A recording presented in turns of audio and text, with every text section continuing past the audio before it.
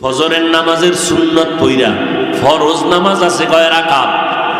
ওই 2 রাকাত নামাজের আগে কিসের পরে? সুন্নতের পরে। ফরজ 2 রাকাতের আগে 41 বার বিসমিল্লাহ সহ আলহামদু সূরাটা পড়বেন। আগে 11 বার দুরূদ শরীফ, শেষে আবার 11 বার দুরূদ শরীফ।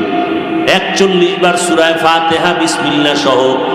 এই 41-এর আগে 11 বার দুরূদ, 41-এর পরে 11 বার দুরূদ পইরা সামনে একটা পানির গ্লাস নিয়ে পানিতে দম করবেন। ওই পানিটা পান করবেন, ঘরের সবাই পান করবে। আল্লাহ কোরআন এই সূরাটাকে সব মুফাসসিরিনে কেরাম বলেন, নবীও বলেন, এই সূরাটা হলো সমস্ত রোগের ঔষধ বলা হয়। অতএব এই আমলটা করবেন ফরজের সুন্নতের পর, ফরজ 2 রাকাতের আগে। কারো যদি অভ্যাস হয়েই যায় আমল শুরু করে দিবেন। হঠাৎ করিয়া যদি লাগাতার আমলের হঠাৎ যদি একদিন না পারেন, অর্থাৎ সুন্নতের পরে ফরজের আগে আর পারেন নাই, তাহলে ফরজটা পড়িয়া ওই নামাজের মুসাল্লায় বইয়া আমলটা করে নিবেন। কুল হুয়াল্লাহ সূরা পারেননি? পারেন? প্রতিদিন 50 বার সূরাটা পড়বেন, যে কোনো এক টাইমে নির্জনে একা একা আল্লাহর মোহব্বত নিয়ে। কয়বার?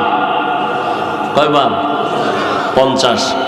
প্রথমে 5 বার দরুদ শরীফ, লাস্টে 5 বার দরুদ শরীফ, বিসমিল্লাহ সহ 50 বার সূরা ইখলাস পড়বেন।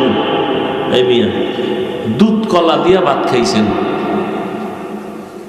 এটা ভিটামিন না?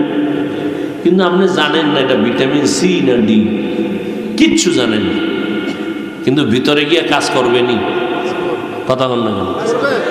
আমল করতে থাকবেন, বলে গেছি করবেন। যদি ইয়াকিন আর বিশ্বাসের সাথে মহব্বতে করেন, ভেতরে কাজ চলতে থাকবে। 50 বার সূরা ইখলাস, ইন্না তাইনা পারেননি? পারেন? প্রতিদিন ফজরের পরে পারলে পড়বেন 41 বার। কয়বার? আগে 11 বার দরুদ শরীফ, 41-এর পরে 11 বার দরুদ শরীফ। প্রত্যেকবার সূরাটার শুরুতে বিসমিল্লাহ সহ পড়বেন। ছোট আমল, কিন্তু ফলাফল অনেক বড়। জীবনে আল্লাহ যদি জিগায় কোন আমল করছেননি, কি জবাব দিবেন আল্লাহর আদালতে?